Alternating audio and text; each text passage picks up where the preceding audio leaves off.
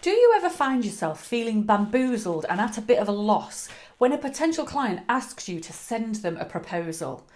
How do you know what to put in there? How do you make yourself look fabulously professional? How do you put something together that's compact and simple and yet covers every possible detail in the universe so that the client is actually desperate to sign with you? So I thought I would talk to you today about how to create a great proposal that works on your terms, that's really simple, and that actually makes it much more likely that your potential client is going to sign up with you. Now, just to be counterintuitive, my very first piece of advice on this is avoid proposals like the plague, if at all possible.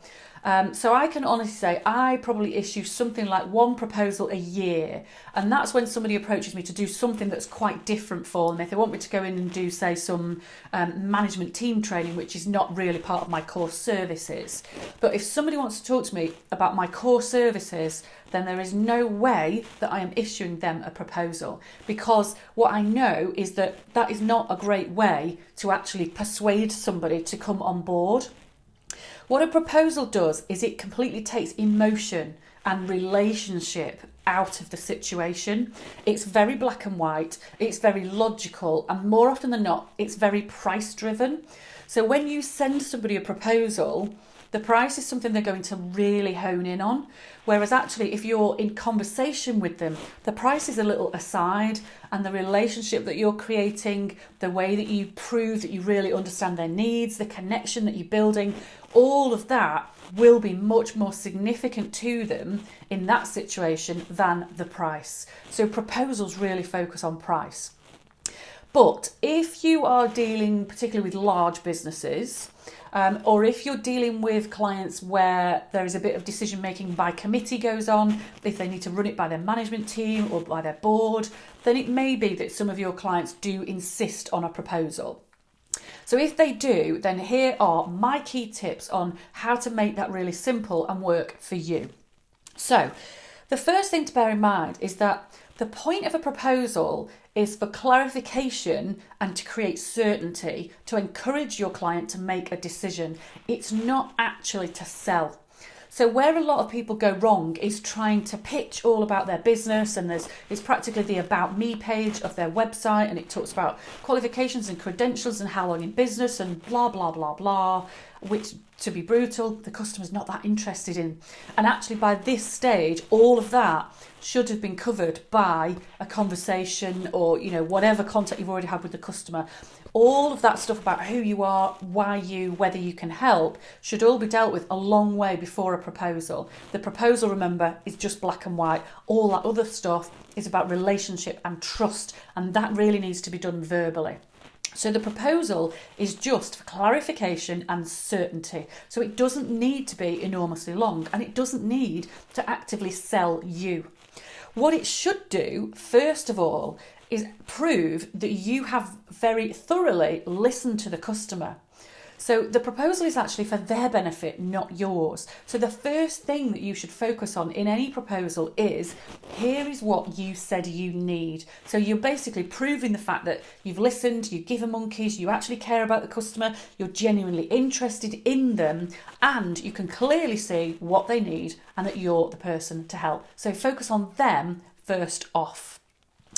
And then obviously make sure that you focus on the fact that your service is going to perfectly match their needs, their requirements, their pain points, as you might call it. So you make sure you get across, this is the issue that you've got at the moment, this is how we solve it. So you're not just listing all of the details of what you're going to deliver. It's not about how many hours of your time and how many days and the specifics of the nitty-gritty of what they get.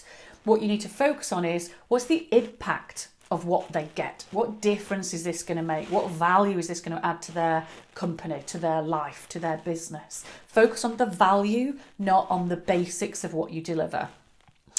The other crucial thing, step 2, is really thinking about making sure that this is a template.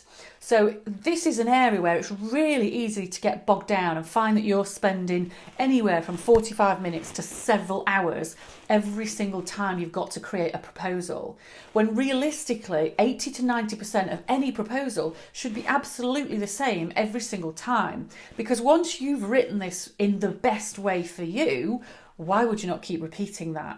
So there should be 10 to 20% of the proposal that relates specifically to that client. So, the bit about these are exactly your needs, this is the impact that we will have on your business, that needs to be different, the price potentially needs to be different, but everything else in that proposal should be an absolute template. So you're just dipping in there, changing the key bits, not having to completely start from scratch every single time.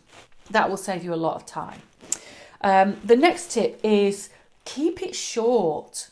So if you're doing your templated bit and if you're focusing on the customer and you've already had the conversations, you really don't need to go into a wealth of detail about your company history and your personal background and things like that. To be perfectly frank, customers just get bored.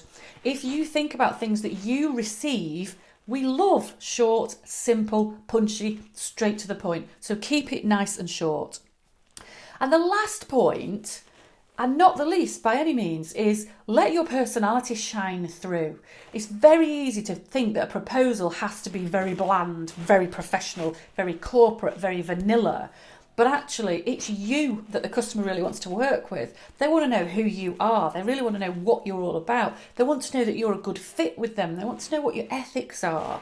So just make sure that your personality and your brand come out within that proposal. And that might be in literally the colours of your brand. It might be in the language that you use. It might be by making things a little bit more informal. But just think about getting your personality out so they absolutely know this is a proposal from you, and what they see there matches what they got, what they felt when they were sat with you right in front of them. So those are my tips. When it comes to proposals, avoid them like the plague if humanly possible. If you have to issue proposals, keep it short, focus on the customer, template it as much as humanly possible, and don't be afraid to let your personality shine through. So I hope that has been helpful. If you find that sales in your own business are a real challenge and you're constantly issuing proposals and yet not turning these people into real customers, then get in touch and let me see if I can help you to actually close a lot more of those potential sales in your business. I would also love to hear your feedback, so leave me a comment below. Don't forget to like or to subscribe, and of course to share with anybody else you think would benefit. Thank you.